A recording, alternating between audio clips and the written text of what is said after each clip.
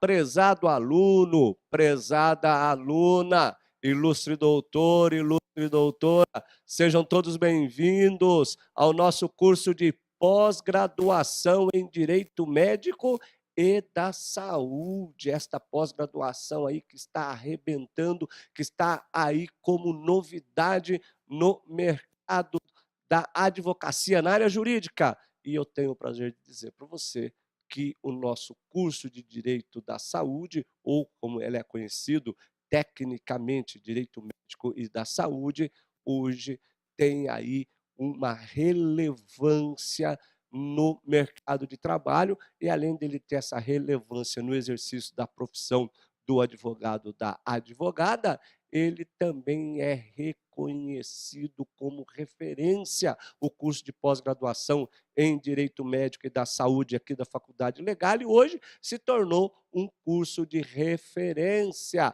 na área do direito médico e da saúde, ok? Então, nós vamos começar hoje o nosso curso. Eu sei que você estava aí entusiasmado, você está aí entusiasmada, né? Pensando o que será que vai ser desse curso. Então, garanto para você, esse curso é um sucesso, esse curso tem feito com que muitos advogados, muitas advogadas tenham aí alcançado, inclusive, o sucesso na advocacia.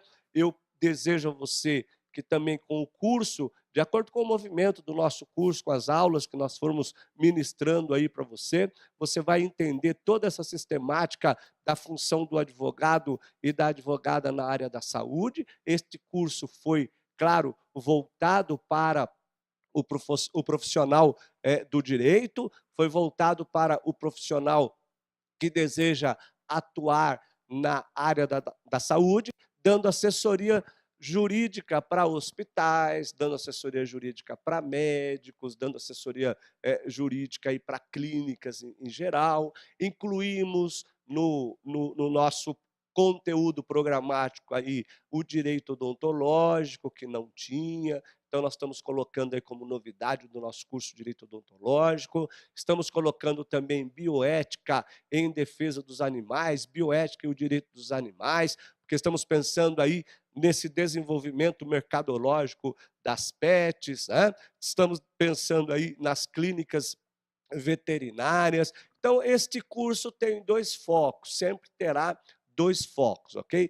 O pró, quer dizer, a favor do profissional da saúde, quando você vai propor a ação judicial, e o outro foco também é em razão à defesa. Então, nós vamos ver os dois lados aí, tá certo, dessas ações judiciais. Então, você será, de uma forma bem geral, preparado, preparada para propor as ações judiciais ligadas à área da saúde e, ao mesmo tempo, você vai aprender a defender também esses profissionais da área da saúde, para você poder, então, oferecer esse seu serviço, esse serviço inovador para aqueles que precisarem aí da sua assessoria jurídica. Não precisa pensar também numa assessoria jurídica para hospital, para clínica. Você pode atuar aí sem pensar nessa assessoria, pode atuar aí no dia a dia, tanto defendendo o médico, quanto processando o médico, o enfermeiro, o fisioterapeuta, quer dizer, todo esse pessoal da área da saúde. A gente vai fazer aqui uma visão, vamos apresentar para você uma visão geral, né, de como funcionam essas ações judiciais, né? E aí eu vou mostrar para você, inclusive, ao longo do nosso curso, você terá aí dicas de como fazer a captação de clientes, porque muita gente fica preocupada, diz, professor, como é que a gente vai fazer a captação dos clientes? Então, eu vou fazer essas aulas introdutórias, a cada término de módulo, para você poder entender a complexidade da questão da responsabilidade civil por erro do profissional da área da saúde. Aí eu vou dando, ao longo do curso, vou dando umas dicas, e vou ensinando você como você faz a sua captação de cliente, como que você vai promover aí, sem, claro, ferir o código de ética médica, não é verdade? Como que você vai fazer a divulgação do seu trabalho sem ferir o Código de Ética Médica, ok? Então, eu sou especialista em direito da saúde, para quem não me conhece. Eu não vou fazer referência sempre ao direito médico e da saúde, porque é muito comprido, né, o nome da nossa pós-graduação. Vamos deixar a nossa pós, toda vez que eu fizer referência a direito da saúde, até para que as pessoas entendam que este curso de pós-graduação é para o advogado e é para advogado. Se você for da área da saúde, este curso também vai abrir as portas para você, por exemplo, ser perito judicial, né? Se eu tiver algum aluno, não tem a relação dos meus alunos, mas se tiver algum aluno médico, se eu tiver algum aluno enfermeiro, algum aluno dentista, este curso também irá dar a oportunidade de você ser perito judicial, porque a gente vai falar muito de perícia, muito de quesitos, isso é extremamente importante. E aí tem sempre o meu pedido que eu faço para o Legal Educacional, para que os profissionais da área da saúde estejam pelo menos matriculados no curso de Direito ou que sejam bacharéis em Direito, né? Por que isso? Porque a gente sempre vai trabalhar uma petição, sempre vai trabalhar uma contestação, sempre vai trabalhar uma réplica, depois vamos falar de recurso, quer dizer, você vai aprender comigo aqui, não só o direito material, ou seja, não só o direito médico, né, o direito voltado para a área da saúde, como você vai ter aula também comigo de direito processual civil, voltada para a prática, voltado para a prática. Então, cada aula que nós tivermos, inclusive a aula de hoje, você terá aí uma petição inicial. Claro que hoje a gente não vai conseguir completar a nossa aula, porque eu preciso dar algumas informações, esse, afinal de contas é o nosso primeiro curso, a nossa primeira aula, eu sei que você está aí, né, na expectativa, ficou na expectativa de se aí, será que esse negócio aqui é bom mesmo? Será que vai funcionar mesmo isso na minha vida? Pessoal, tenho uma coisa para dizer para vocês, muitos dos meus alunos hoje estão arrebentando na área de direito da saúde, certo? Eles, principalmente para quem faz ou fez previdência, direito previdenciário, vai perceber que existe uma relação muito grande entre direito previdenciário e direito da saúde. Aliás, eu tenho muitos alunos que fizeram direito da saúde, não foi nem para mudar da área de direito previdenciário, não. Muitos fizeram pós-graduação em direito da saúde, exatamente para aumentar as possibilidades de seus ganhos, inclusive nas ações judiciais no direito previdenciário. Olha que legal. Então, eu fico muito contente de poder ajudar cada um de vocês aí para o exercício dessa profissão. Antes de eu começar a falar do nosso programa, né, eu vou dar o meu celular para vocês. O pessoal fala, que loucura, o professor vai dar o celular, vou dar o meu celular para vocês, tá certo? Meu celular é 011, ó, 99871 5348. 998715348, tá? Esse aqui é o meu celular. E o meu e-mail é joseval, arroba, legale.com.br.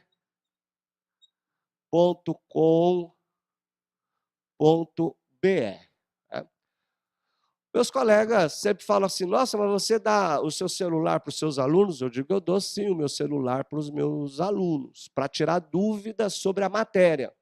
Para tirar dúvidas sobre a matéria. Aí eles perguntam assim, escuta, mas eles não mandam e-mail para você, não mandam,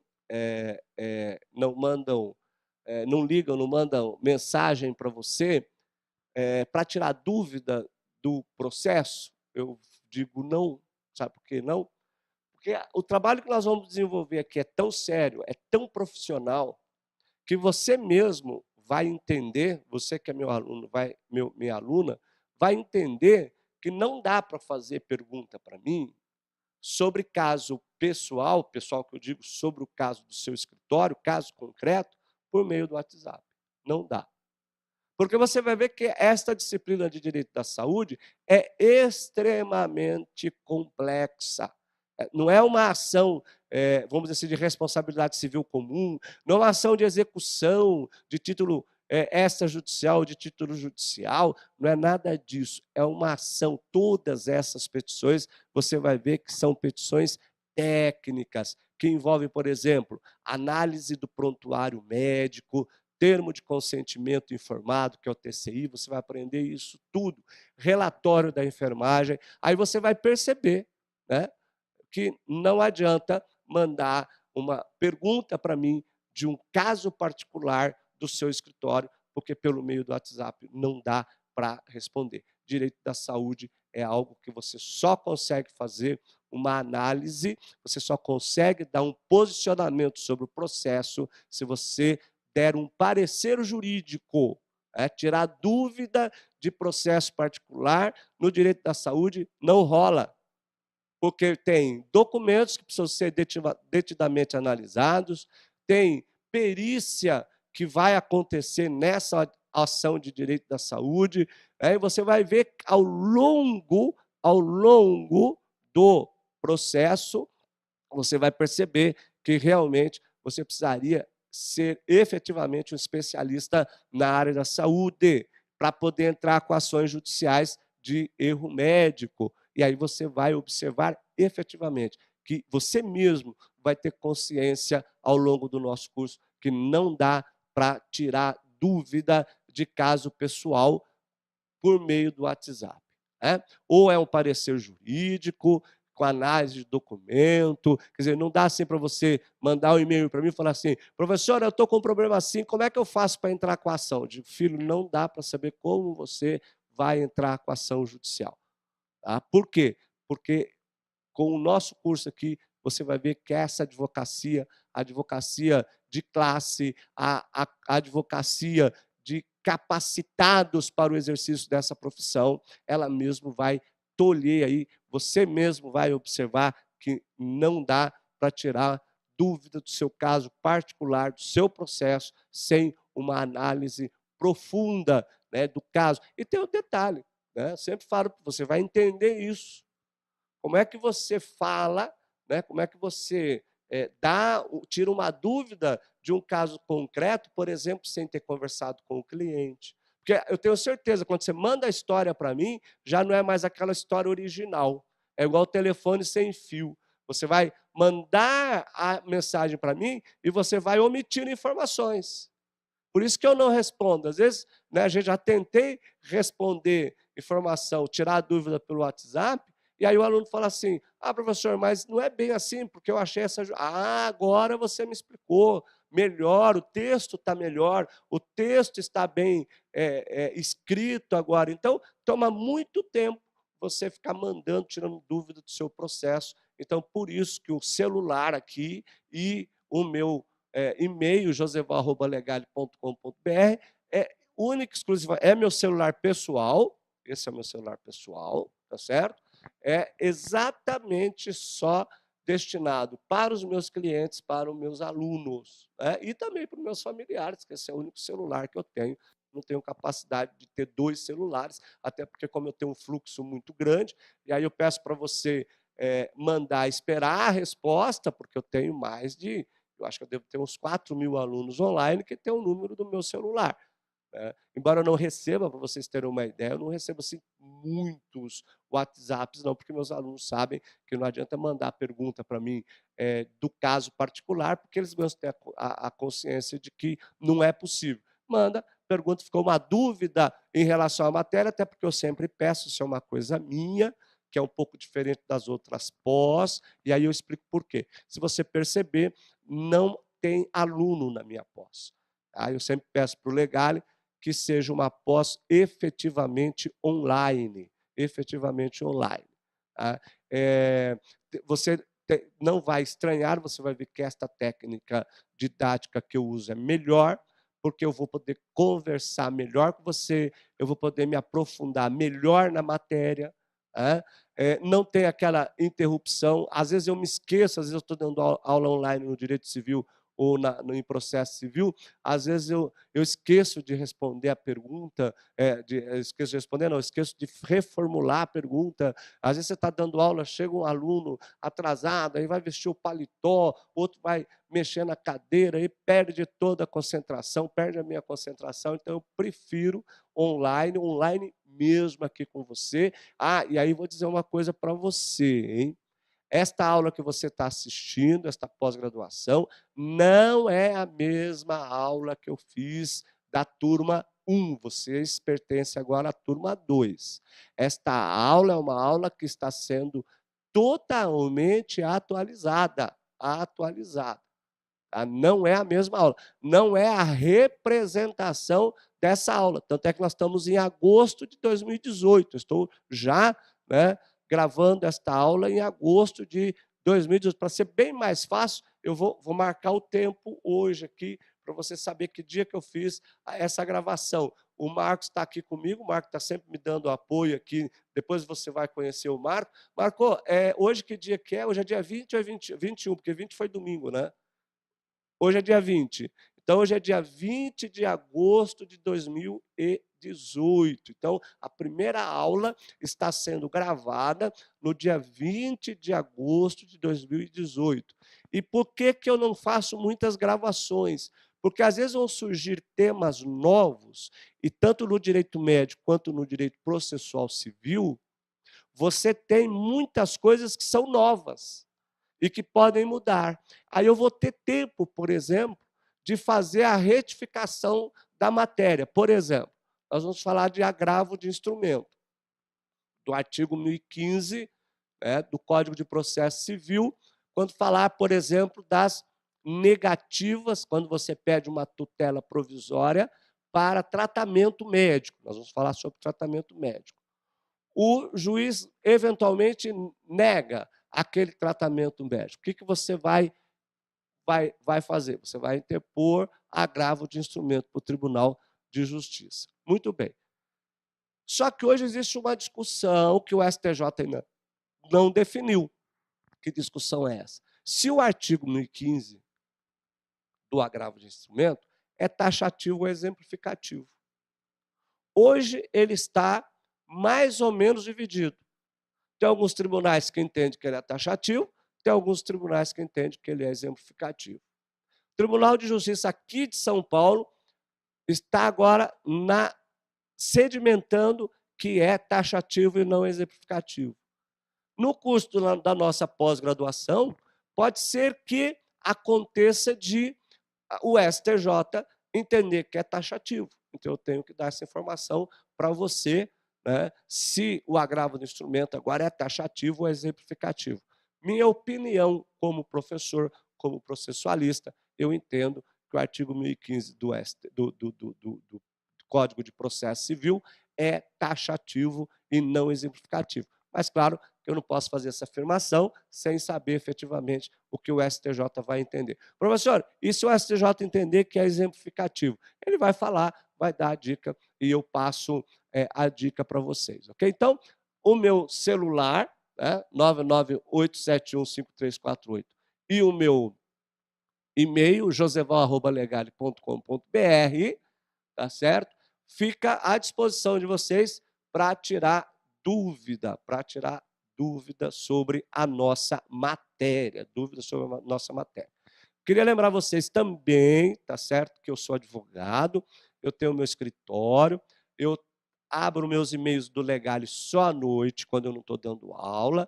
Por quê? Porque eu sou orientador também do artigo científico e da monografia. Isso mesmo, vocês vão ter uma aula sobre monografia ou artigo científico. No caso do nosso curso, não tem opção. O nosso curso será artigo científico, tá? Nós vamos escrever artigo científico, ok? Artigo científico. Por quê, professor? Porque eu sou pesquisador na área de direito da saúde e, como pesquisador, eu não posso ter orientação de monografia. Eu só posso orientar artigo científico. meus alunos publicam artigos científicos. Meus alunos viajam para Portugal. Aqui do Legale temos um aluno, Ronaldo Piber, que fez uma apresentação por meio do artigo científico escrito aqui no Legale. Depois foi fazer a apresentação dele em Portugal, na Faculdade de Direito de Coimbra, de Portugal, voltou e acabou de ser aceito agora no mestrado, doutorado da Universidade de São Paulo, da USP. Aluno meu é assim. Aluno meu tem duas características: sucesso na advocacia e sucesso nos estudos. Tem uma outra aluna nossa aqui também, a Roberta, viajou para a Inglaterra, foi fazer a apresentação de um artigo científico em um congresso, fez a apresentação, estava lá o diretor da Faculdade de Direito de uma universidade, não me lembro que universidade que é, na Inglaterra, e ela foi convidada para fazer o mestrado em Direito da Saúde lá. Está agora retornando aqui para São Paulo, porque ela já concluiu, está concluindo, está prestes a concluir o mestrado dela em Direito da Saúde. Temos mais de 35 artigos publicados hoje, estamos publicando agora nesse segundo semestre, agosto de 2018, nós queremos publicar mais artigos científicos na área de Direito da Saúde, certo? Isso, a publicação dá notabilidade para você, a publicação traz cliente, a publicação abre portas para o mestrado, para o doutorado. Olha quantas coisas você tem aí na vantagem. E outra coisa, o artigo científico, dependendo da revista, eu vou ensinar você a fazer tudo isso. Você vai escrever de 14 a 20 páginas. 14 a 20 páginas. Né? Cada revista dá lá a sua orientação, de 14 a 20. Não é igual a monografia que escreve 40, 45 páginas. E eu vou orientando vocês, vou orientando. Ao longo do nosso trabalho, você vai ver como que o artigo científico é muito mais vantajoso. Okay? Então, me acompanhe aqui, vamos para o primeiro template. Esse meu template eu fiz umas modificações, você tem outro aí, mas não se preocupe, ok? Pós-graduação em Direito Médico e da Saúde, aula de apresentação do curso e início da aula. Então, nós temos esses módulos da pós-graduação em Direito da Saúde, ok?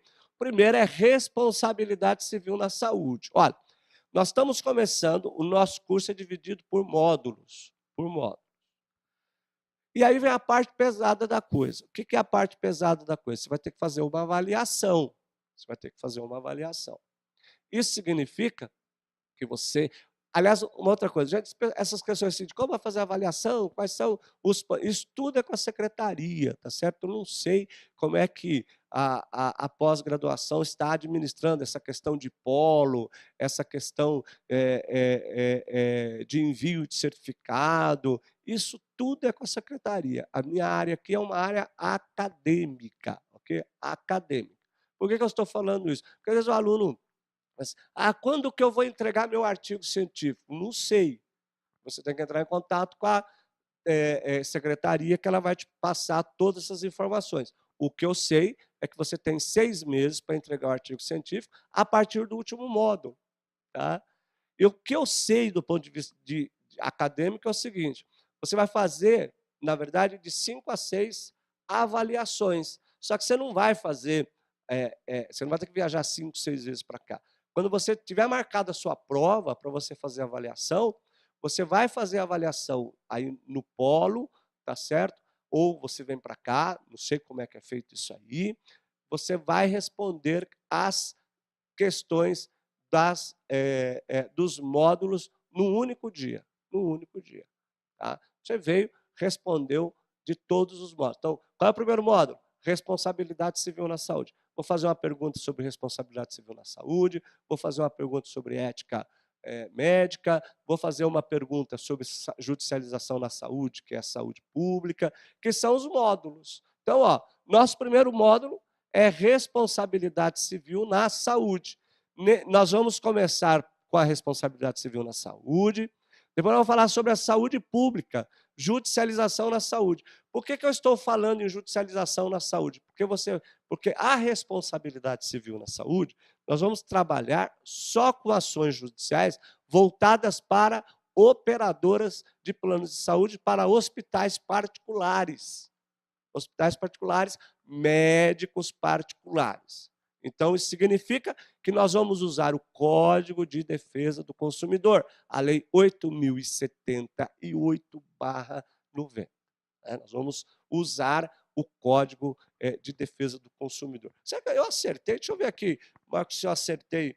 Estou tão empolgado com a aula de hoje que eu já lasquei aqui o Código de Defesa do Consumidor e já falei o número da lei, 8.078/90.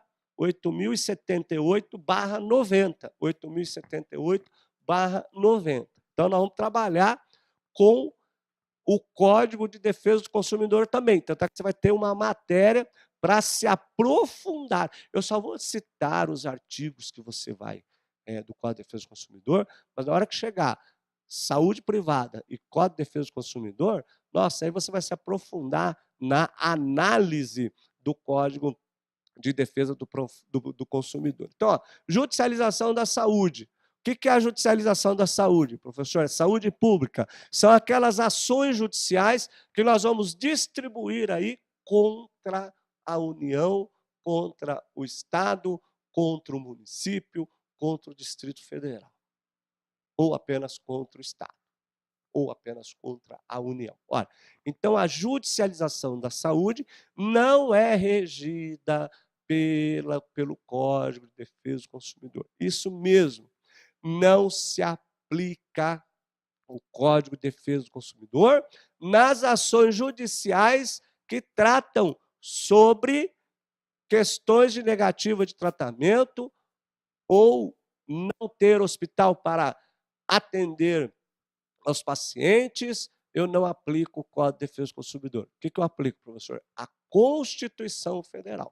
A gente vai ver como propõe a ação, a gente vai ver se é mandado, quando que eu vou impetrar mandado de segurança com pedido liminar, quando eu vou entrar com a ação de obrigação de fazer, quais são os requisitos essenciais para entrar com a ação da judicialização da saúde. Olha quanta coisa a gente vai aprender. Nós vamos aprender as teses jurídicas de distribuição da ação, tanto contra os hospitais particulares, e nós vamos aprender as teses de distribuição da ação contra os hospitais públicos. E aí a gente vai ver qual é a tese de defesa apresentados pelos hospitais particulares e os hospitais públicos, aí você tem uma visão dos dois, e se você tiver que defender o médico, se você tiver que defender o hospital, você já sabe qual vai ser também a sua tese de defesa, como funciona tudo isso aqui, ok? Muito bem.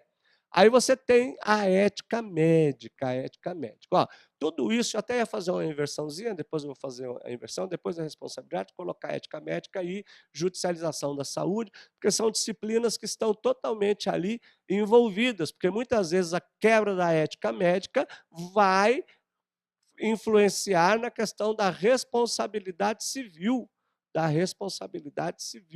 na área da saúde, que é extremamente importante. Você vai conhecer o Código de Ética Médica, vai aprender a fazer representação contra o médico ou os profissionais de saúde nos conselhos regionais de medicina, no CRM, vai aprender a fazer representação contra o enfermeiro no COREM, e também vai aprender a fazer a defesa desse médico, a defesa desse enfermeiro, dessa enfermeira. Então, a gente vai ter aqui as duas visões que são extremamente importantes. Muito bem, seguindo aqui, depois vem biodireito. Você sabe o que é biodireito?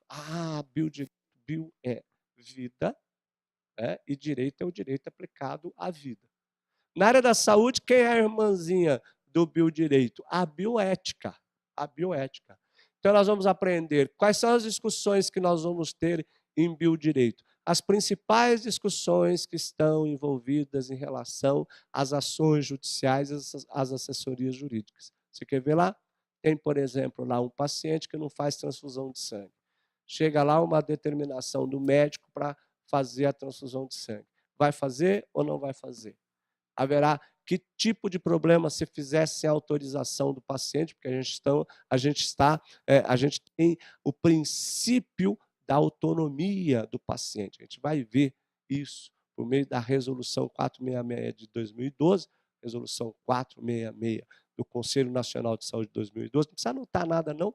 Essas informações eu vou passar bem devagarzinho para você, só para você ter uma ideia do que nós vamos fazer aqui no nosso curso. E aí a gente vai fazer uma análise do artigo 15 do Código Civil e vamos estabelecer quais são os princípios norteadores do tratamento de saúde e o princípio da autonomia do paciente em relação ao próprio corpo. O que ele não quer, como nós tivemos agora recentemente a opção daquele repórter, Marcelo Rezende, de optar em morrer em casa, sem nenhum tipo de tratamento, apenas com tratamento paliativo, que é o que nós vamos chamar de morte digna. Isso é biodireito. Vamos falar sobre o testamento vital. O que é o testamento vital? Como que você advogado, como que você advogada vai dar assessoria jurídica para o hospital na questão dessas tomadas de decisão e do seu cliente em relação ao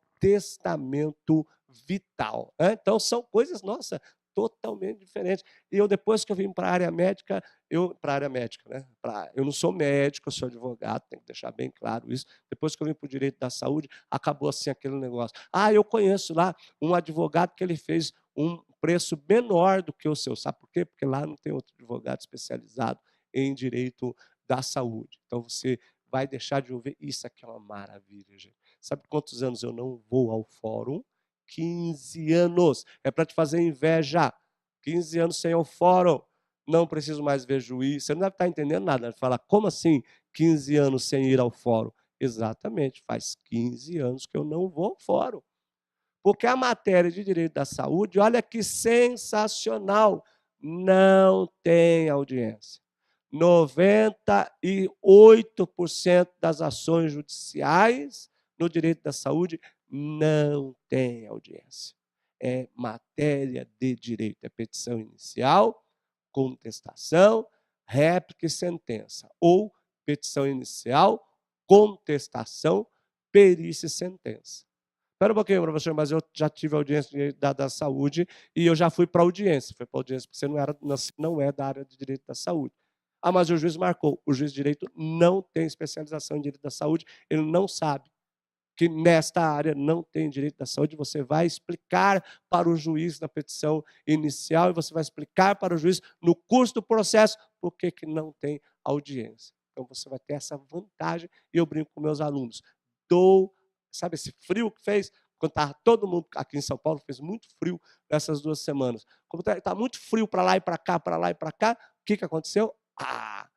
Pantufinha em casa, chocolatinho em casa, só trabalhando, distribuindo as ações judiciais, fazendo as defesas, sem problema nenhum, sem ir ao congestionamento, esse trânsito das grandes metrópoles, esse sol escaldante, quando tem que colocar paletó. Me livrei de tudo isso. A única coisa que eu faço hoje é sustentação oral no Tribunal de Justiça. Aliás, vamos ter técnicas de sustentação oral. Claro que por uma questão de treinamento jurídico, eu vou também falar sobre audiência de instrução e julgamento. Vamos falar também sobre o nosso comportamento nas audiências, porque eu tenho que preparar. Vai lá, que você pegou uma ação daquela de 2% que tem que ir à audiência. Então, a gente vai falar sobre provas, como provas incluem audiência, e eu vou falar de audiência também. Então, biodireito. Deixa eu voltar aqui um pouco no biodireito. Quais são as ações que a gente vai aprender? Nós vamos aprender ações sobre essa questão de opção de tratamento, escolha de um de outros, como que você vai resolver isso, sobretudo de transfusão de sangue, e outros tratamentos que o próprio paciente se nega a fazer. Nós vamos falar sobre transexualidade, ações judiciais de troca de sexo. Nós vamos falar sobre o testamento vital. Nós vamos falar sobre a questão de aborto. Por que a questão de aborto? Porque, às vezes, a sua cliente chega ao escritório e ela vai tomar um medicamento muito forte que vai inviabilizar o feto. Isso não tem na lei. Isso não tem na lei. Você precisa entrar com um alvará judicial para requerer autorização, para o aborto. Ou uma outra ação que a gente vai discutir aqui. Veja, muitas ações judiciais nesta célula-tronco. Às vezes o seu cliente precisa de célula-tronco. Como que a gente vai entrar com essa ação para obter célula-tronco? Vamos falar sobre eutanásia, distanásia, mistanásia, ortotanásia. Olha quanta coisa tem nesse curso para você aprender. Depois a gente vai falar sobre saúde privada. Na saúde privada, que a gente vai juntar aqui, olha, deixa eu voltar aqui, ó, saúde privada e o Código de Defesa do Consumidor. Na saúde privada e no Código de Defesa do Consumidor, nós vamos trabalhar com o CDC e vamos trabalhar com essa lei aqui, ó. Lei 9656 de 98. Essa lei aqui fala sobre planos de saúde. Então, você vai também trabalhar com a lei 9656 de 98, 9656 de 98 e o CDC, Código de Defesa do Consumidor também, né, que é a lei 8078/90. Vamos fazer essa conjugação dessas duas leis aí, né? E também o direito sanitário, que eu acho que você nunca ouviu falar o que é o direito sanitário, né? Então, existem aí várias ações em relação ao direito sanitário que está relacionado aí com alimento estragado, medicamento vencido. Então, são ações judiciais que a gente vai propor, né, para poder obter aí êxito nas ações indenizatórias. Quando a gente vai falando de saúde privada e o Código de Defesa do Consumidor, nós estaremos falando sobre planos de saúde e operadoras desses planos de saúde. Isso significa que a gente vai falar sobre, por exemplo, uma cerejinha do bolo que traz muito sucesso para você, que vai ser aumento abusivo de planos de saúde. Professor, como eu vou fazer para aumento abusivo do plano de saúde? Para reduzir isso? Eu vou explicar para você. Professor, nossa, ó, puta, nós estamos na aula de responsabilidade civil, apareceu... Espera. Tá? A gente montou um conteúdo programático para você. Eu sei que vocês são extremamente ansiosos, então espera que você vai ver todas essas ações, como obter negativa de tratamento. Por isso que eu recomendo você a não pegar essas ações judiciais enquanto você não passar pela aula. Por dois motivos. Porque você vai ter uma ação judicial, vai ficar mandando e-mail para mim para tirar dúvida de uma aula que você não teve. Se você não teve essa aula, você está pegando um processo que ainda você não tem conhecimento. Para não prejudicar, é melhor não pegar. Não pegar. Até porque depois que você teve a aula, também você não vai mandar mais dúvida para mim, porque você já sabe como vai fazer. A técnica é exatamente essa daqui, ok? E aí o direito sanitário, que a gente já falou, a elaboração de artigo científico. Então você vai ter metodologia e didática, tá? Eu estou regravando as aulas de metodologia, então você vai ter metodologia. E aí, no final do curso eu vou pedir, você vai ter um bônus, que é de marketing, captação de cliente. Eu tenho um curso que se chama Como Organizar, Montar o Seu Escritório de Advocacia, e aí eu vou dar essa aula para vocês, essa aula também está gravada, ela é um bônus. Só que eu só vou pedir uma coisa para vocês, gente. Tudo de acordo, eu sei que vocês ficam muito ansiosos, quando começa o curso, vocês vão ficar muito ansiosos. Então, retenha a ansiedade, tá certo? Vocês também não forem enganados, eu brinco, vocês estão pagando uma mensalidade, vamos dizer assim, voltada para a responsabilidade social, foram 12 parcelas de R$ 79. Agora eu tenho que dar uma advertência para vocês. Aquele aluno, aquela aluna que falou assim, o curso aí, nossa, 12 de R$ 79, vai dar 800 e poucos reais. Deve ser meia boca esse curso aí. Ô, Marco, estou achando que o curso aqui vai ser, né?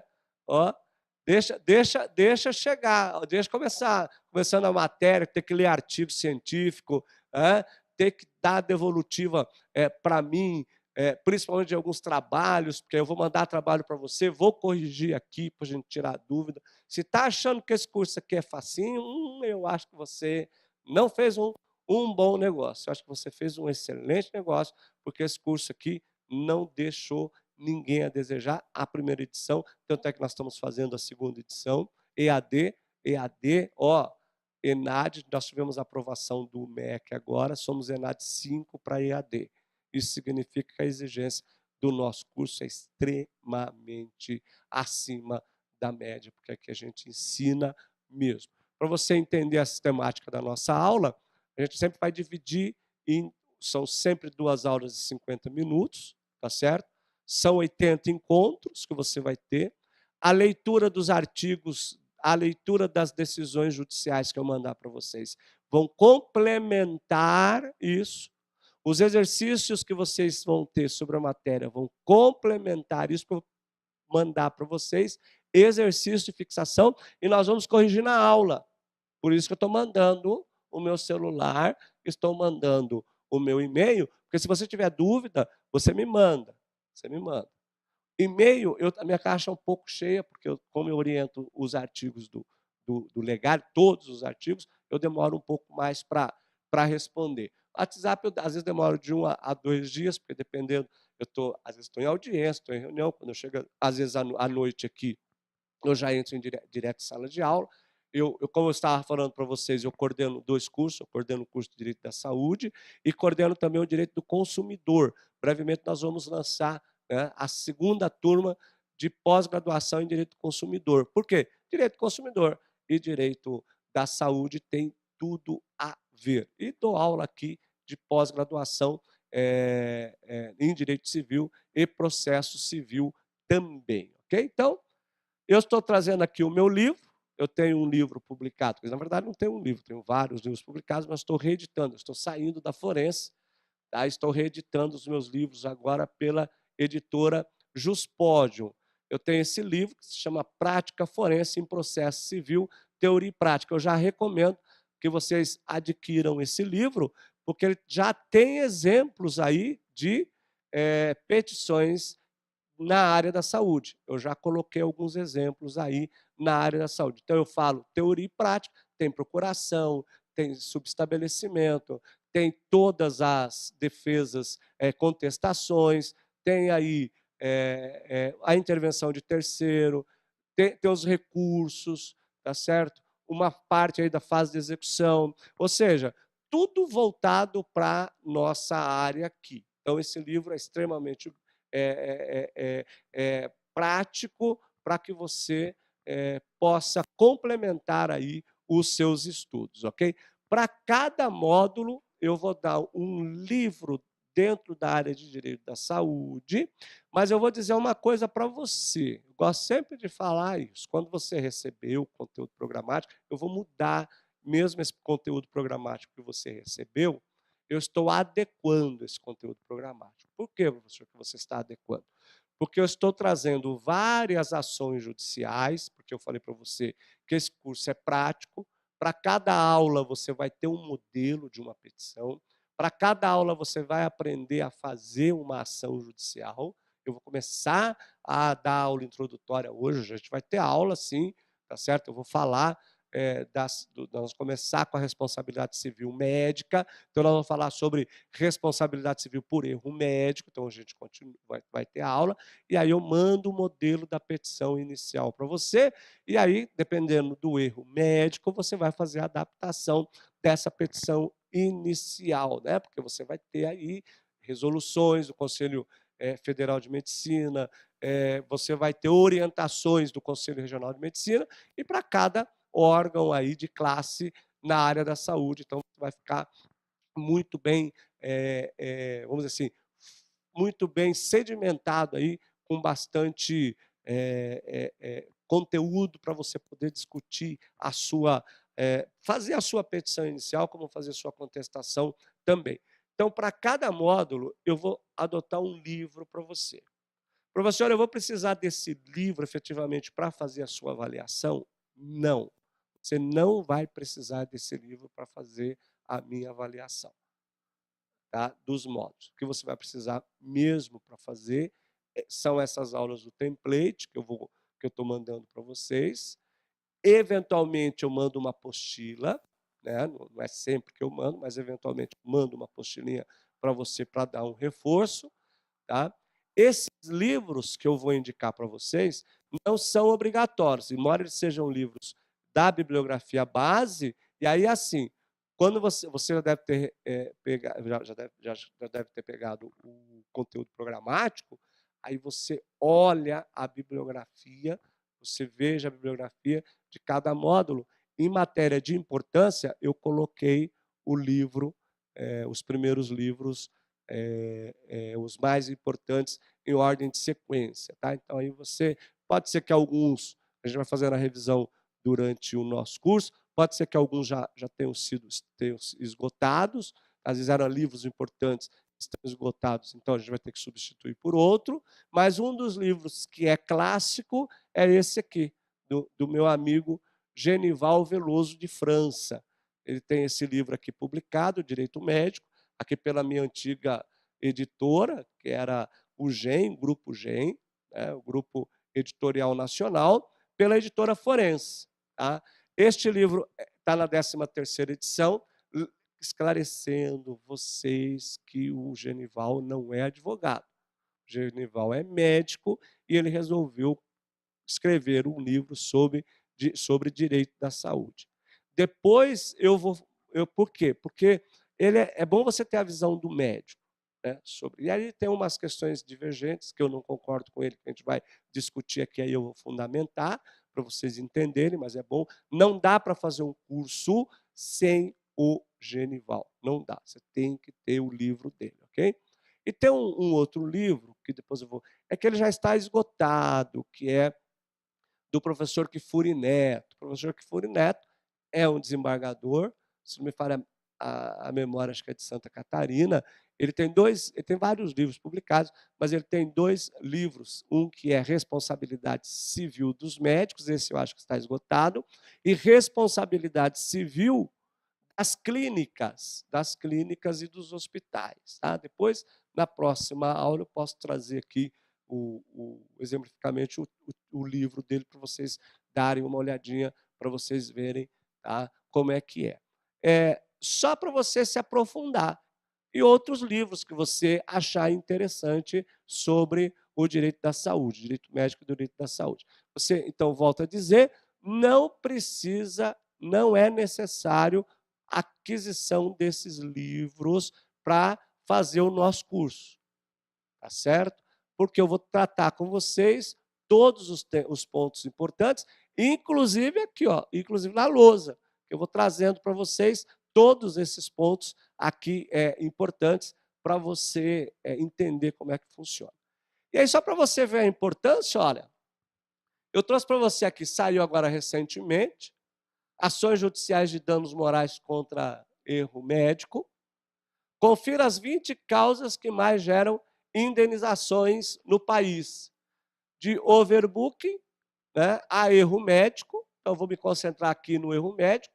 Especialistas explicam como é possível conseguir indenização na justiça. Olha, então, veja que erro médico está aí como uma forma de você atuar tanto processando o médico quanto na defesa do médico, tanto entrando com representação do Conselho Regional de Medicina, como sendo contratado para fazer a defesa desse médico no Conselho Regional de Medicina. E olha, veja que a coisa vai. Eu até trouxe aqui, né, isso foi público e notório, caso do doutor Bumbum.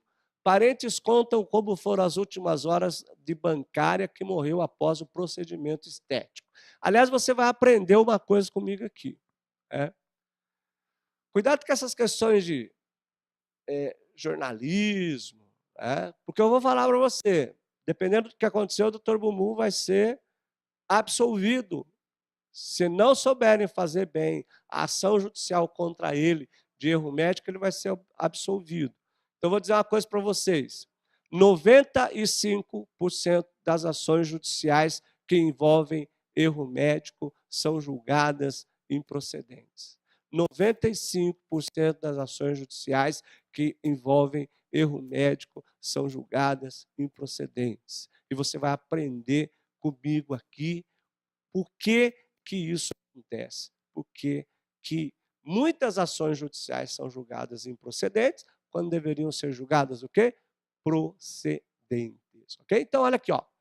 Vamos começar módulo 1, responsabilidade civil na saúde, aula 1, curso de pós-graduação em Direito da Saúde, e vamos falar sobre a responsabilidade civil na saúde. Só que antes de falar sobre a responsabilidade civil na saúde, vamos tomar um cafezinho, vamos descansar um pouco, vamos digerir tudo aquilo que eu falei e a gente volta e começa com a aula, ok?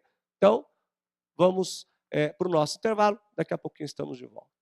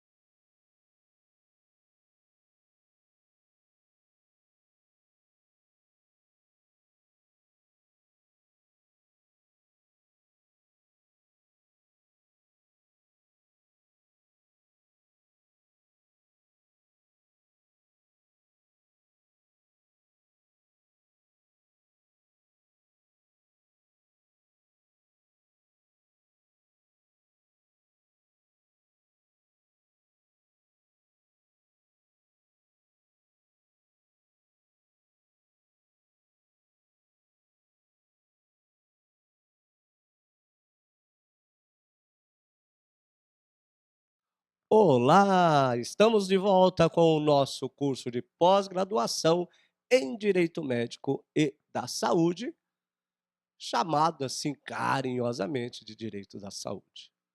Então vamos começar nossa primeira aula falando sobre o quê? Responsabilidade civil na saúde. Quando a gente fala de responsabilidade civil na saúde, nós estamos abrangendo todos os profissionais da área da saúde.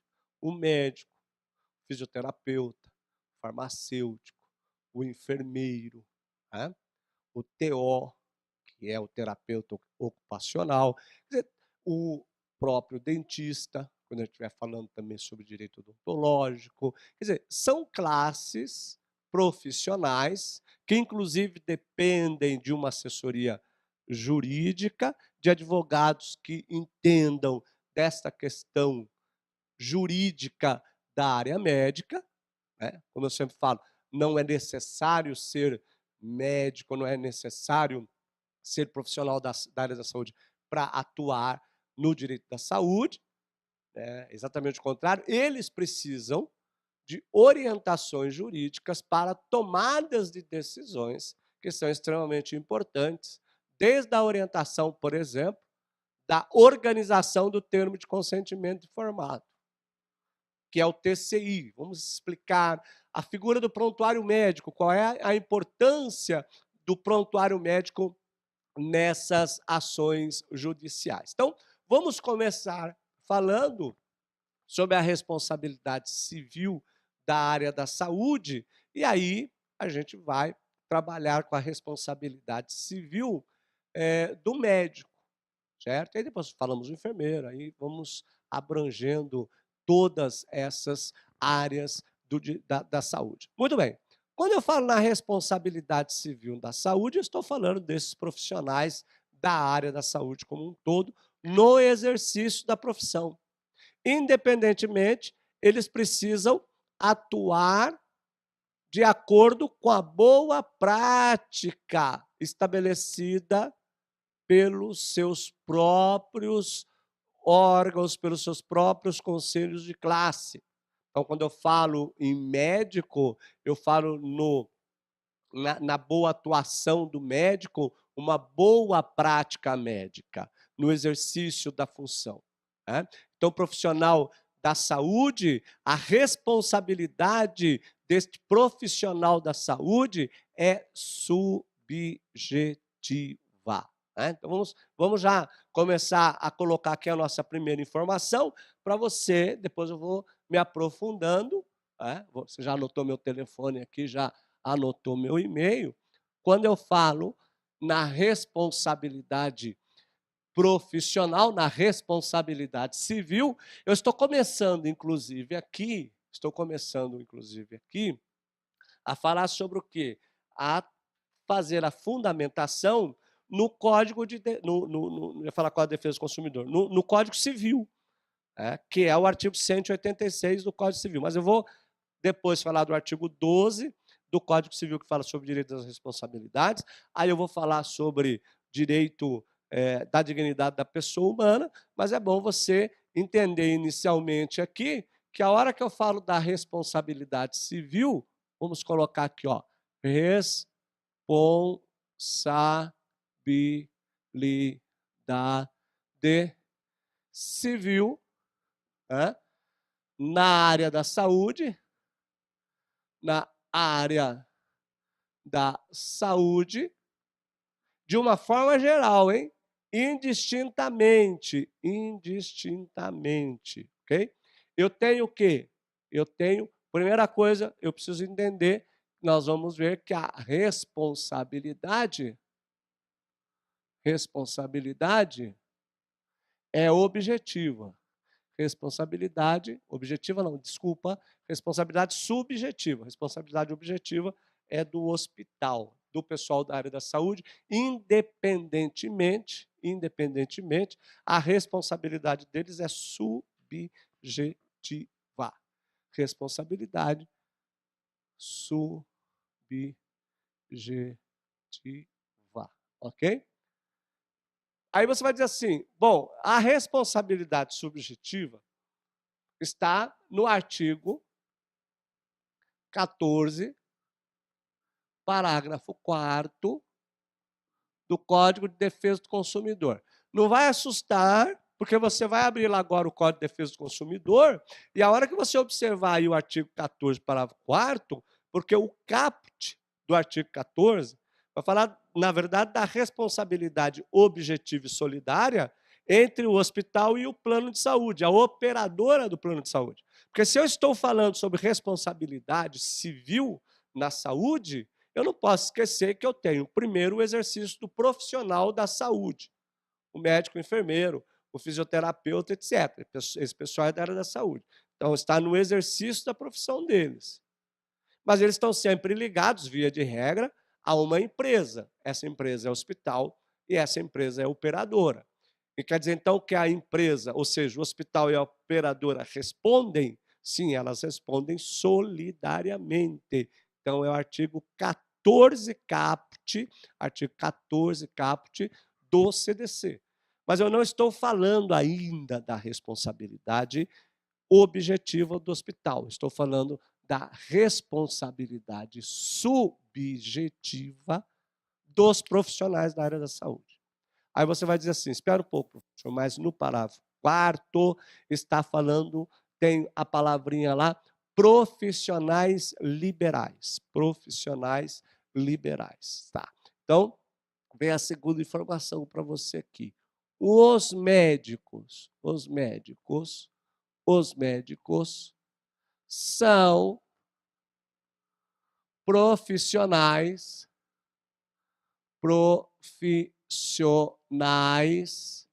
liberais.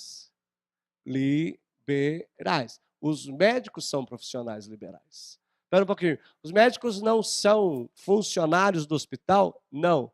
Os médicos são PJ. Pessoa jurídica. Por isso que se aplica o artigo 14, parágrafo 4º. Professor, mas e se ele for empregado? Não tem problema nenhum. Tanto quanto empregado como profissional da área da saúde, tanto como empregado ou como profissional liberal, ele tem uma responsabilidade, sim.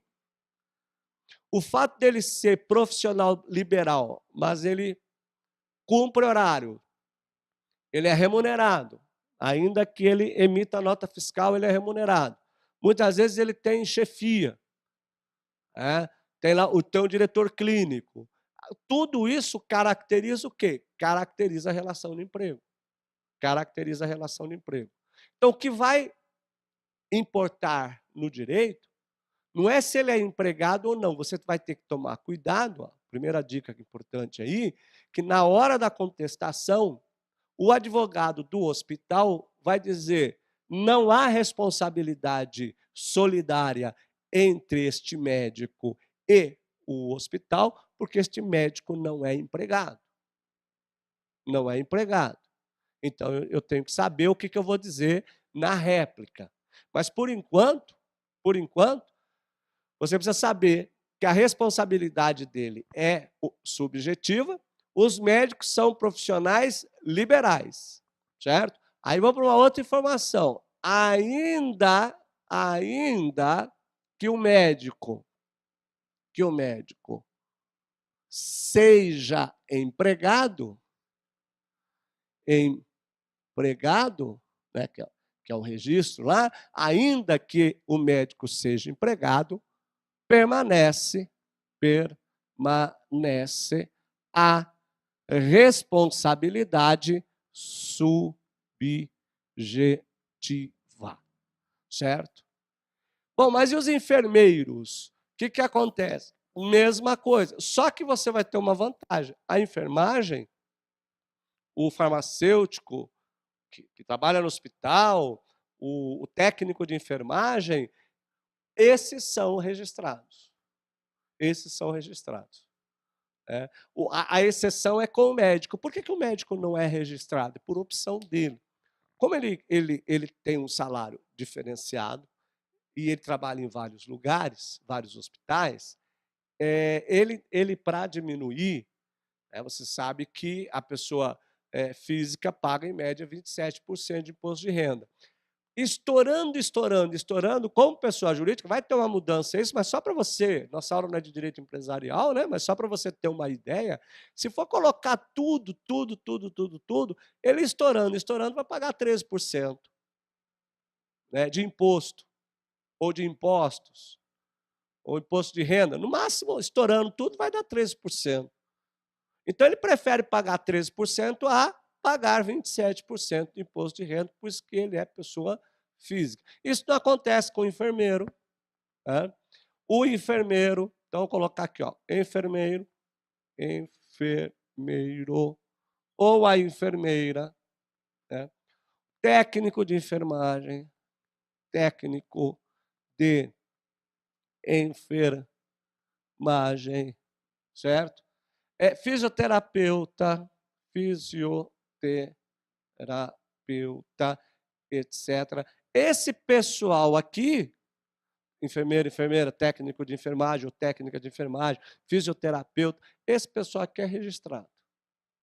Esse pessoal aqui é registrado. O médico, muitas vezes, não é registrado.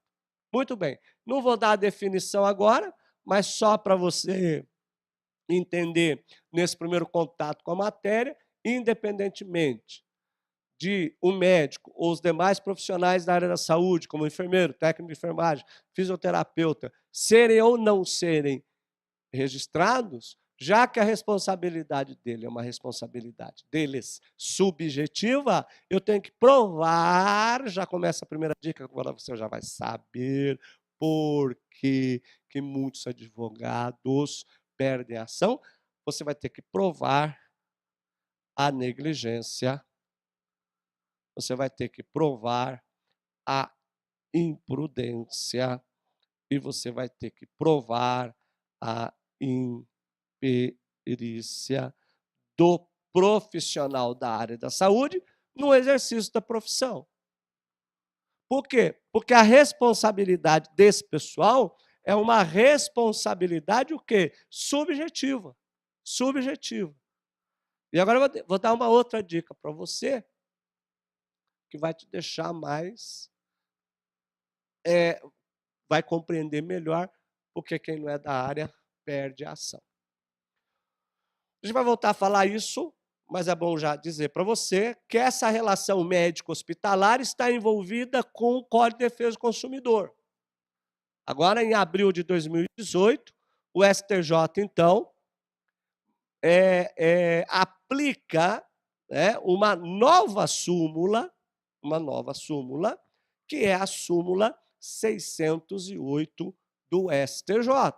Súmula 608 do STJ. Vamos ficar só com a primeira parte, a explicação hoje, para não confundir muito a cabeça de vocês aí nesse primeiro contato com a matéria. Se você ler a súmula 608 do STJ, você vai observar que a súmula dispõe o seguinte: aplica-se o Código de Defesa do Consumidor aos contratos de planos de saúde, exceto os de autogestão.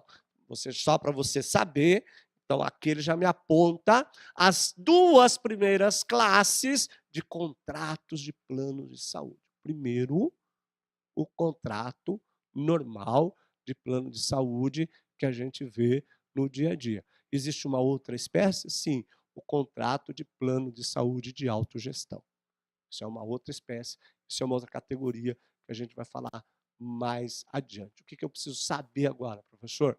Você precisa saber agora que o contrato de planos de saúde, os contratos das operadoras de prestação de serviço médico hospitalar são regidos pelo Código de Defesa do Consumidor. Pelo Código de Defesa do Consumidor. A única exceção à regra é o contrato de autogestão. Mas 99% desses contratos que nós temos, Sul América, Amil, Bradesco Saúde, agora a Prevent Senior, todos eles são contratos regidos pelo Código de Defesa do Consumidor. Se é regido pelo Código de Defesa do Consumidor, pela súmula 608 do STJ, eu sou levado a erro. O advogado que não faz o curso de pós-graduação em Direito da Saúde é levado a erro. Por quê? Porque ele vai, já que a relação é de consumo, o que ele vai inferir erroneamente daí? Muito simples. Eu vou entrar com a ação judicial de dano moral por erro médico. Na minha petição inicial, vou pedir a inversão do ônus da prova, vou requerer a inversão do ônus da prova, porque está tipificado lá no artigo 6º, né, inciso 8º do CDC. Deixa eu só confirmar aqui, né, com você, mas ele fala da inversão do CDC, da lei 8.078. Artigo 6º, ele vai falar que são o quê? Direitos básicos do consumidor. No artigo 7º, na verdade. Não, no artigo 8º. Professor, não é artigo 8º, é inciso. Então, artigo 6º, inciso 8º do CDC. Vamos por aqui, ó, para você anotar aí, ó, artigo 6º, inciso 8º do CDC. O que fala o artigo 6º, inciso 8º do CDC? Ele já é seu velho conhecido. Já é seu velho conhecido. Ele vai tratar do quê? Ele vai tratar exatamente da inversão do ônus da prova. Inversão do ônus da prova. Ok? Agora eu vou dar uma informação para você que você vai ficar surpreendido. Professor, qual é a informação que eu vou ficar surpreendido? Na ação de dano moral por erro médico, não se aplica a inversão do ônus da prova. Oi? Isso mesmo. Vou repetir. Na ação, não na relação, na ação de direito médico, intitulada de indenização por dano moral, não se aplica a inversão do ônus da prova. A prova precisa ser feita pelo autor, pelo paciente. Você fala, não, espera um pouquinho, professor, isso não é possível. Eu vou dizer para você, isso é possível. Isso é jurisprudência firmada a partir do STJ e nos tribunais. Você vai dizer, espera um pouquinho, mas como que a vítima vai provar que houve erro do médico? Por meio da perícia médica. Primeira coisa, primeira informação que você precisa entender é que na ação de erro médico é obrigatória a perícia médica. Primeira coisa que você precisa entender. Segundo, esta matéria aqui não é matéria de fato, ela é matéria de direito. Ela é matéria de direito. A revelia incide apenas sobre a matéria de fato. Sobre a matéria de fato. É? Como assim? Olha, pega o seu Código de Processo Civil, vamos fazer a leitura correta, vamos fazer a interpretação correta, tá certo? Do que fala sobre a questão da revelia. A gente lê muito rápido o código, artigo 344, vamos anotar aqui, né, na sequência, artigo 344 do Código de Processo Civil. Pega aí o seu Código de Processo Civil, baixa aí, entra aí na presidência e veja lá o código atualizado.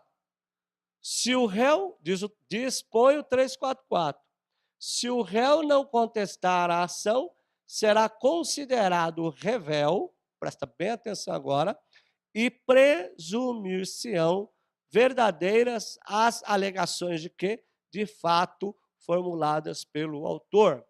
Primeira informação processual para você. Direito médico não tem revelia. Não, não. Escuta, mas e se o médico deixar de contestar a ação, ele não será revel? Não. Não. Dica importante para você: não há revelia se o médico deixar de contestar a ação. Ué, não entendi. Ele deixou de contestar. Por que, que ele não é condenado à revelia? Já que a matéria é de direito, ou ainda que fosse uma matéria de fato, você vai aplicar aqui, não, embora você vai requerer a inversão do ônus da prova, depois eu vou explicar por quê, você vai requerer aqui é o artigo 373, inciso 1º do CPC. Artigo 373, inciso 1º do CPC. O que dispõe o artigo 373, inciso 1º do CPC? O ônus da prova compete, aí inciso 1º, ao autor o fato constitutivo do seu direito. Olha lá, vamos para o 373, inciso 1º, que depois a gente vai falar, inclusive, 373. O ônus da prova incumbe ao autor quanto fato constitutivo do seu direito. Professor, mas a vítima de erro médico não é o hipossuficiente? É. Então não teria que ter inversão do ônus da prova? Não. Sabe por quê? Porque a perícia médica supre essa inversão do ônus da prova.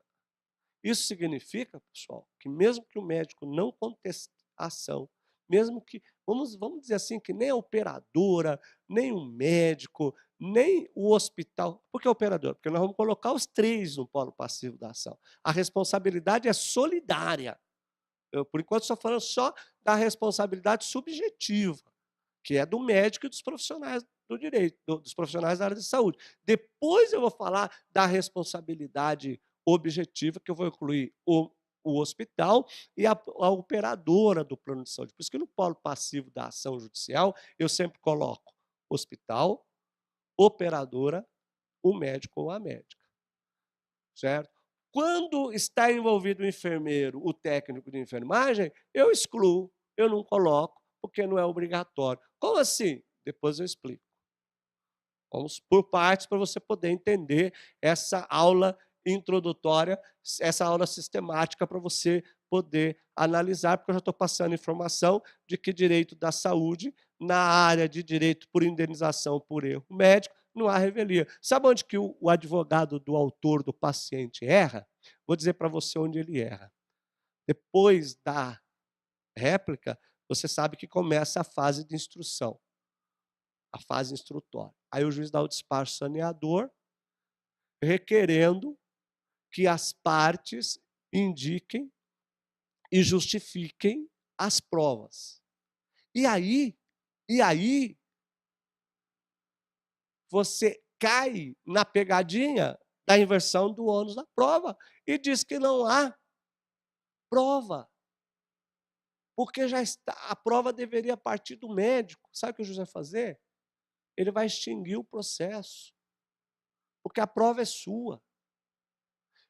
Vamos dizer, se a operadora não contestar, se o hospital não contestar, se o médico não contestar, e o juiz pedir para você se manifestar, você não vai requerer a aplicação da revelia, porque aqui é matéria de direito, aqui não é matéria de fato. O que você vai requerer? Você vai requerer a inversão do ônus da prova e vai requerer a perícia médica.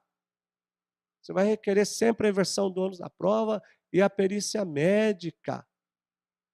Mas espera um pouquinho, para você está dizendo que não tem inversão da prova? Segura um pouco aí a informação, que depois, quando eu estiver mostrando para você o fluxograma do direito processual civil, aliás, eu já aproveito para convidá-lo a assistir as minhas aulas que estão no YouTube.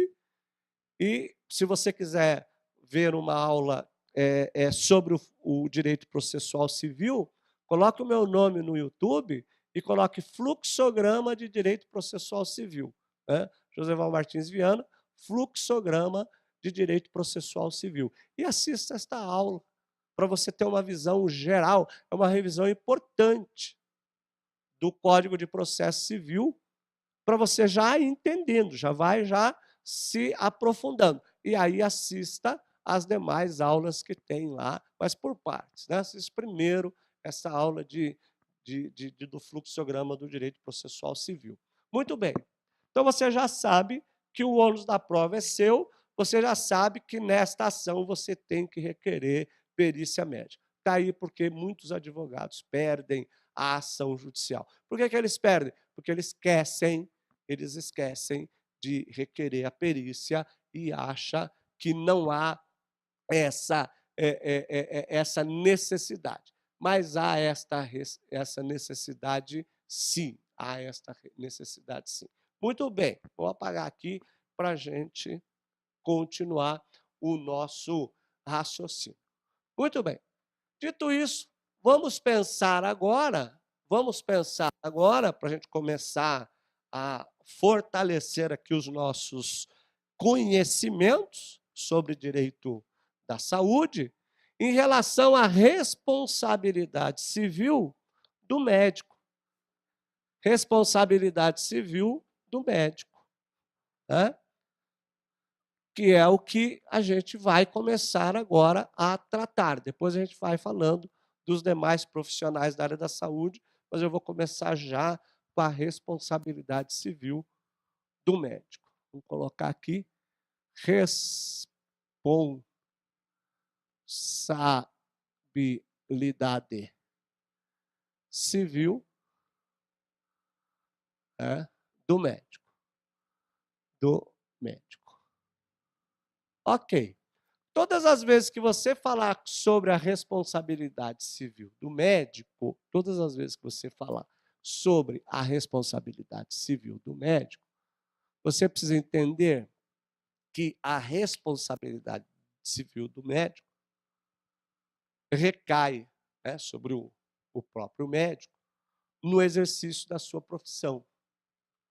Quando ele age com negligência, imprudência e imperícia, causando lesão grave, gravíssima, né, ou leve, no paciente, deixando sequelas, ou mesmo não deixando sequelas. Então, quando você fala nessa questão do exercício médico na profissão, você veja que eu sempre ligo, e mesmo com o médico, eu ligo em razão da negligência, da imperícia e da imprudência. Então, quando você fala em responsabilidade civil do médico, e aí é uma coisa importante você entender, que quando a gente fala da responsabilidade civil do médico, dentro desta questão do médico, eu preciso saber que tipo de médico ele é. Quando você for conversar com o médico, quando você for falar de responsabilidade civil do médico, não diga para ele assim, eu estou lendo um livro sobre responsabilidade civil do médico. Porque ele vai olhar para você e vai dizer assim, mas que médico? Porque para o médico, para o pessoal da área da saúde, em razão da especialização, ele não fala no médico só. Você tem o médico especialista em cirurgia plástica. Então, você tem o cirurgião plástico, cirurgia plástica. Plástica. Você tem o cardiologista. Você tem o ortopedista. Você tem o neurologista. Então, para o médico, não existe erro médico sem a especificidade. Então, toda vez que você estiver conversando com um médico, se você falar que você é especialista, por exemplo, em defesa médica, se ele for cardiologista, você diz para ele que você é especialista em defender médicos cardiologistas.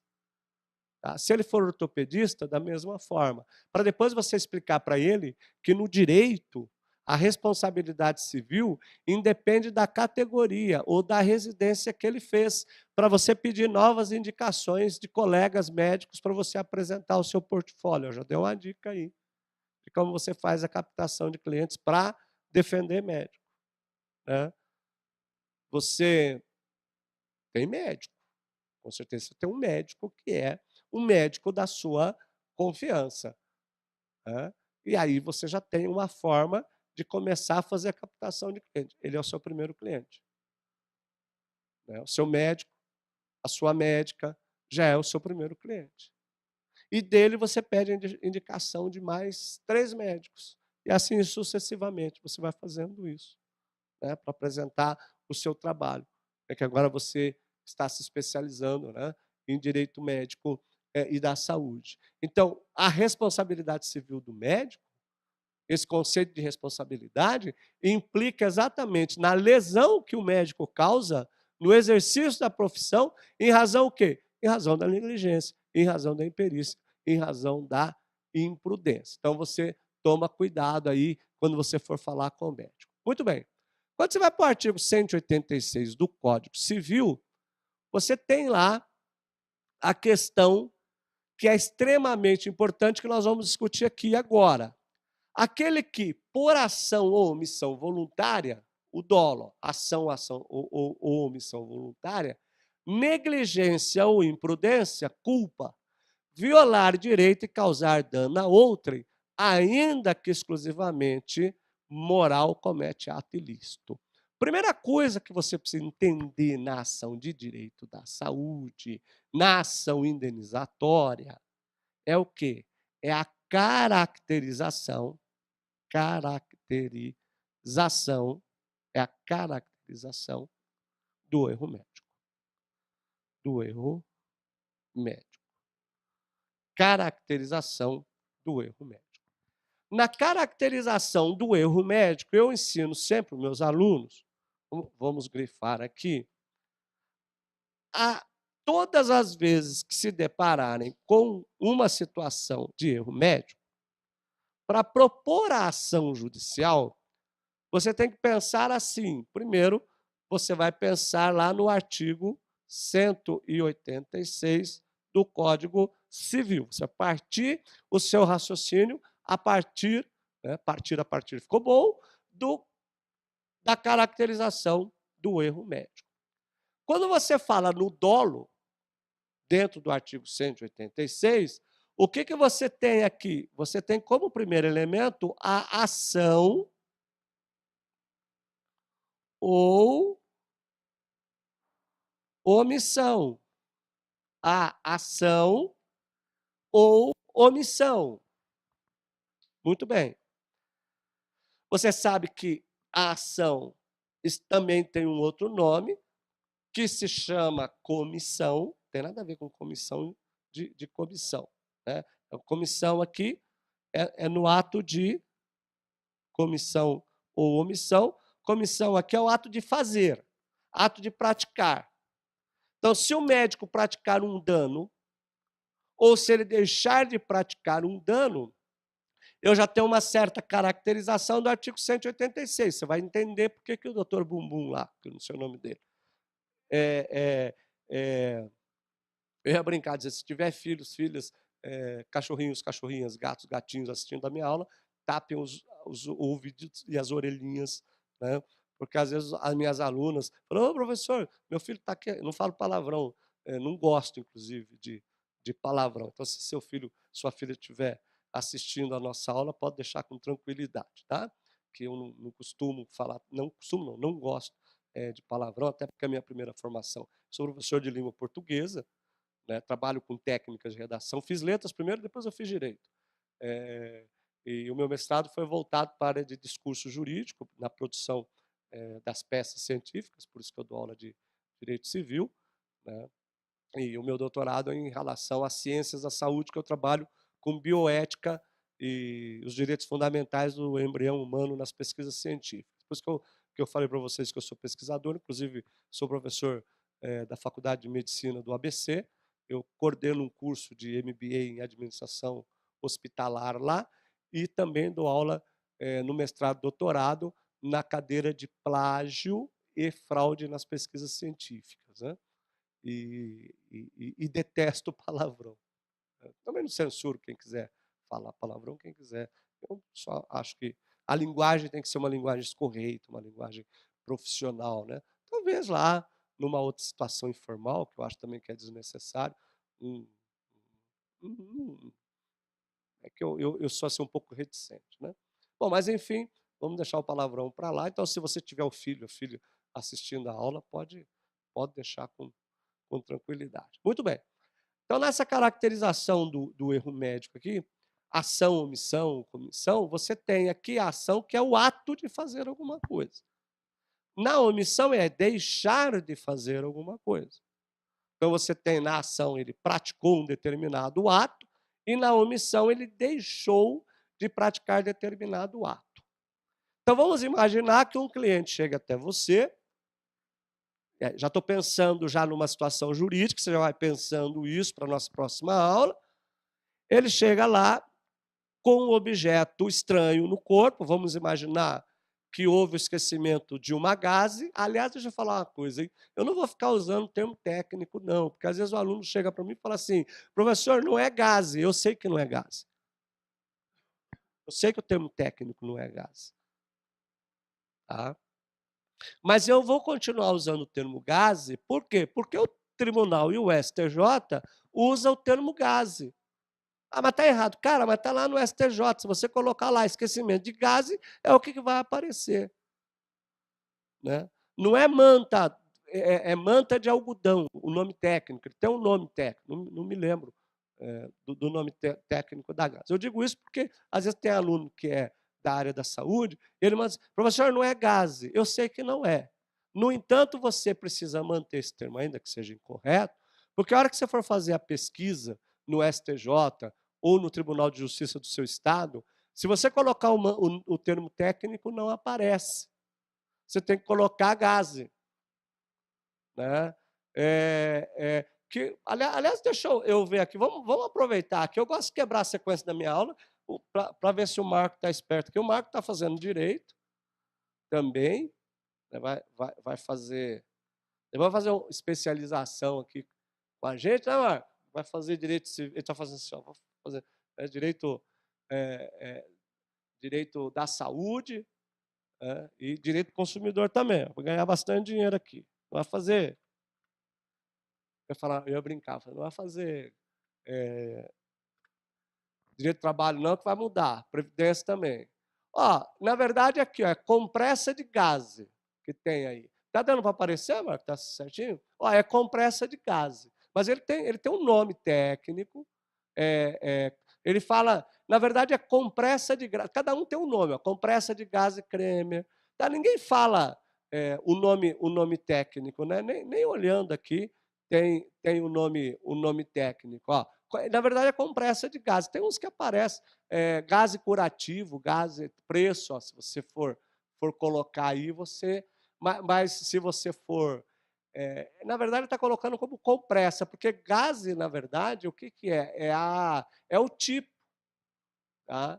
Mas pode usar como gás, porque se você for fazer a pesquisa, depois a gente vai fazer a pesquisa para você ver, porque a nossa primeira ação vai ser compressa de gás, esquecimento. Você vai ver que na hora de fazer a pesquisa, o que ele vai querer colocar é como gás. Então, esquece o nome técnico, vai para gás. Muito bem. Por que eu estou dizendo isso? Vamos voltar para o meu exemplo. O cliente chega lá ao seu escritório e diz assim, doutor, esqueceram uma gase dentro do meu corpo. Aqui a gase. Fiz uma cirurgia, deixaram a gase aqui. Ok. Primeira coisa que você tem que lembrar é o artigo 186 do Código Civil. Primeira coisa. Não adianta, vamos entrar com a ação correndo? Não. Você deve estar pensando, escuta, mas o cara já esqueceu uma gase lá. Não é porque ele esqueceu a gase que vai gerar dano moral. Não é porque ele esqueceu a gase que ele vai gerar dano moral. Aí é que eu falo que é a técnica do peticionamento. Você vai aprender técnica do peticionamento comigo aqui. Porque de esquecer gase no interior do paciente ou tesoura cirúrgica não gera dano. Não gera dano. Não gera dano. O cara esqueceu a gase. Não gera dano. Houve ação ou omissão? Houve omissão. Por que houve omissão? Porque o instrumentador. A culpa é do instrumentador? Não, a culpa é do médico. Mas é o médico que é responsável. O cirurgião que é responsável. A responsabilidade da equipe médica recai sobre o cirurgião. Recai sobre o cirurgião. Então quando entrar com a ação eu não vou processar toda a equipe médica? Não. Até porque entre médico e anestesiologista, ou anestesista, que as pessoas falam, não há relação de hierarquia. Até porque se o anestesista chegar para o cirurgião e falar não é para fazer a cirurgia porque o paciente não tem condições de ser anestesiado, o cirurgião não pode fazer. Cada um no seu papel, e o ato ilícito é aquele que pratica. Você viu por que 95% das ações são julgadas improcedentes? Porque isso é tudo técnico. Isso é tudo técnico. Chega lá o cliente e fala, esqueceu a gase. Vamos entrar com ação judicial, dano moral, esqueceu a gase. Julga improcedente a ação. Mas o cara esqueceu, errou a tese. Você tem os 3 elementos. Primeiro é ação ou omissão. Qual é o terceiro? O terceiro é o dano. Só que é o dano efetivo. Se ele esqueceu a gase, você tem que saber qual é. O cara chega lá. Um dia eu estava na faculdade de medicina do ABC, e aí veio um médico aluno me procurar correndo e disse, professor, ele é da área, ele é médico do trabalho, disse, professor, a gente foi tirar, na admissão, a gente foi tirar a radiografia, o raio-x lá do funcionário, para ele ser admitido, tem uma gase lá dentro dele. Mas quanto tempo está essa gase? Faz uns 10 anos que está lá, ele falou. É bom nem mexer, porque vai tirar a gase que faz ele morrer. Qual é o dano que está causando para ele? Nenhum. Aí eu falo assim, mas isso pode vir a infeccionar, né, professor? Tá, mas eu pergunto, está infeccionado? Está infeccionado? O dano da infecção é você que está dizendo. Eu não falei que estava infeccionado, falei que esqueceu a gase no interior do paciente. A ação, omissão teve. Teve o dano efetivo? Não teve, não tem dano. Então, a tese que você vai usar é outra em relação ao erro médico. Neste caso aqui, que esqueceu a gase, primeira coisa, você precisa saber se o paciente, que no caso agora passa a ser o seu cliente, se ele quer fazer a cirurgia para retirar o corpo estranho. Porque se ele não quiser fazer a cirurgia para retirar o corpo estranho, se ele não quiser fazer a cirurgia, e ele não está sentindo nada,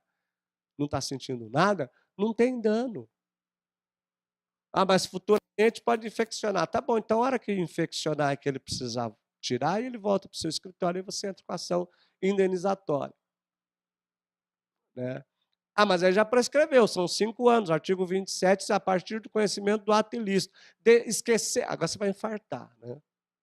Esquecer gase no interior do paciente não é ato ilícito. Está brincando, professor? Não, estou não.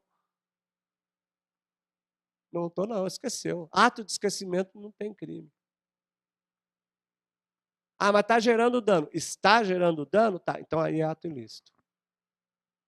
Se ele chegar para mim, você tomou conhecimento da gase está aqui, tá? Leia o artigo 27 do Código de Defesa do Consumidor, 5 anos prazo prescricional. A partir do conhecimento do ato ilícito, volto a dizer, esquecer gase no interior do paciente por si só não é ato ilícito.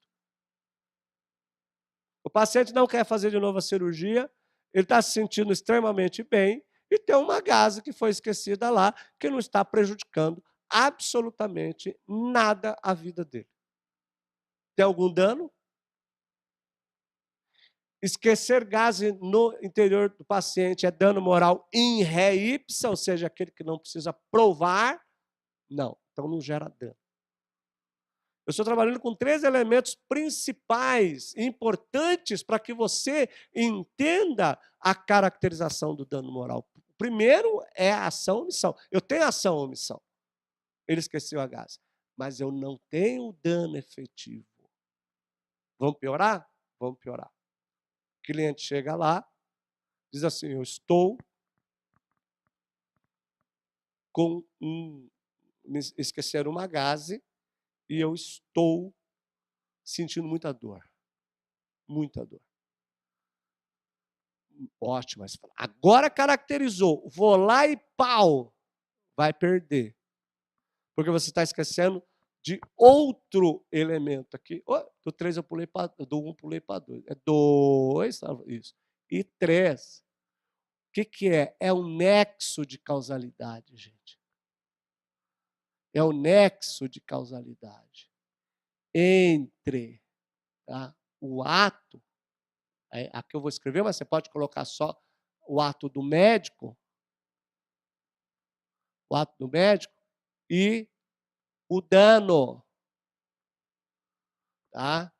É entre o ato. Isso significa, pera, professor, cara, aí tem um detalhe. Ele chegou lá com dor.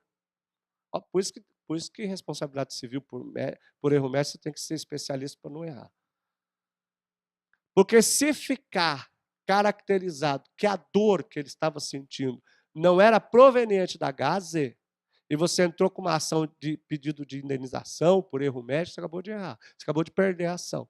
Porque não teve o quê? Não teve nexo de causalidade entre a ação ou omissão e o dano efetivo. Isso significa que, obrigatoriamente, aqui nesta relação processual, quando você for requerer, o que você precisa fazer nesse pedido? Você é obrigado a fazer um pedido alternativo. Pedido alternativo.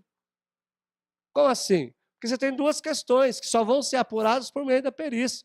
Se você pedir dano moral em razão de esquecimento e ele está sentindo dor, e na perícia ficar caracterizado que a dor não provinha da gase, mas de um outro problema de saúde que ele tinha, você perdeu a ação. Porque não preencheu os 3 requisitos para ter ação julgada procedente. Você tem que preencher os 3 requisitos. Você tem que preencher os 3 requisitos. Você tem que preencher aqui a ação ou omissão, o dano efetivo e o nexo de causalidade. E aí você vai para o pedido. Então, se você não tem certeza, quando a gente não tem certeza, eu peguei aqui o exemplo da gase, só para você observar. Qual é o pedido alternativo? Primeira coisa, você vai colocar que é o pedido principal, que é o dano moral em razão do esquecimento e da dor. Tá? Então, você vai requerer aqui, houve erro médico, porque houve esquecimento. Ó, esquecimento da gase, que gerou, ou que gera, né? Que gera a dor. Então, ele tem que fazer uma cirurgia para tirar a gase. Certo? É, porque esse é o pedido principal. Mas você vai para o alternativo. Por quê? Porque você aprendeu comigo aqui agora que pode ser que retire a gase e não haja nexo de causalidade. Então, o que você vai fazer? Pedido alternativo. Você não vai jantar para o juiz, você já é especialista na área. Pô, exagerou agora, né? Primeiro dia de aula. Mas você já está se especializando. Você mesmo vai dizer para o juiz o seguinte: se não houver nexo de causalidade, né? Nexo de causalidade entre a omissão e o dano, já que você vai pedir isso na petição inicial, tem que fazer menção disso. Depois eu explico como você vai montar a peça, tudo direito. Se não houver nexo de causalidade entre a omissão e o dano efetivo, a condenação deve-se dar em razão da segunda cirurgia. Em razão da segunda cirurgia. Em razão da segunda cirurgia. Por quê? Porque se você pegar lá o artigo 15, a gente vai montando a peça. Depois eu vou montar a peça para você, a gente vai montar junto. Com base no artigo 15 do Código Civil, você tem lá que ninguém é obrigado a se submeter a um tratamento sem risco de vida. Com risco de vida. Todo tratamento, toda cirurgia tem risco de vida. Então, o que você vai dizer para o juiz é o seguinte: depois você fundamentou tanto o pedido da primeira quanto da segunda, a juiz diz para o juiz assim: ainda que não haja nexo de causalidade entre a dor que ele esteja sentindo, que é o dano efetivo, e a omissão de um médico ter esquecido a gaze lá no interior do paciente, o fato dele ter se submetido a uma outra cirurgia para retirada, o dano, qual é o dano? Dele vir a morrer. Dele vir a morrer, conforme a preleção no artigo 15. Havendo então o quê? Nexo de causalidade entre a omissão e a segunda cirurgia. Matou a pau. Não tem como fazer o médico, nem o perito, porque isso vai para a perícia, não tem como você escapar. Aliás, eu vou ensinar você a fazer quesitação. Porque todo mundo pergunta assim, eu preciso de médico assistente? Se você for propor ação, dificilmente você vai ter um cliente que ele tenha condições financeiras de pagar por um assistente técnico. Então, quando a gente estiver falando de produção antecipada, produções de prova, eu vou explicar para você como você vai fazer essa aquisitação. Então, veja, esse pedido é importante. Né? Você fez 2 pedidos, pedido alternativo.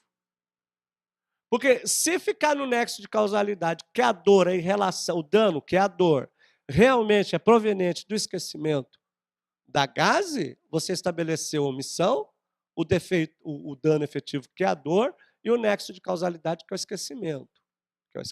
Tem que ter esse nexo de causalidade. Se não tiver nada, você fez o segundo pedido. Se não houver nexo de causalidade entre a dor e o esquecimento da gaze, o dano está caracterizado porque a cirurgia, então, para a retirada da gaze, é o nexo de causalidade, estabelecido entre. Às vezes o cliente chega ao escritório e diz assim, doutor, não tenho nada, não está me fazendo nenhum problema, mas eu não quero esse negócio dentro de mim. Não quero. Quero que tire, quero fazer outra cirurgia para tirar. Houve erro? Houve. Aí você vai fazer um pedido só. Você vai explicar para o juiz que, embora não esteja sentindo dor, a omissão caracterizou porque houve esquecimento da gaze no interior do paciente. Qual foi o dano efetivo? Ele tem que se submeter a uma cirurgia de risco, conforme está lá no artigo 15 do Código Civil.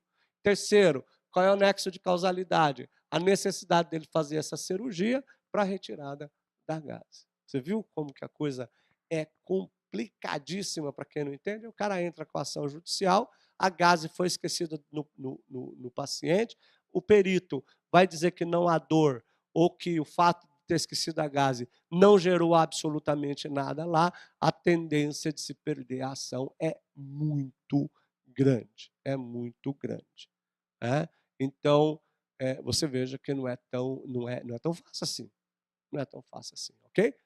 Pessoal, terminamos então a nossa primeira aula. Claro que eu vou continuar falando sobre esse assunto.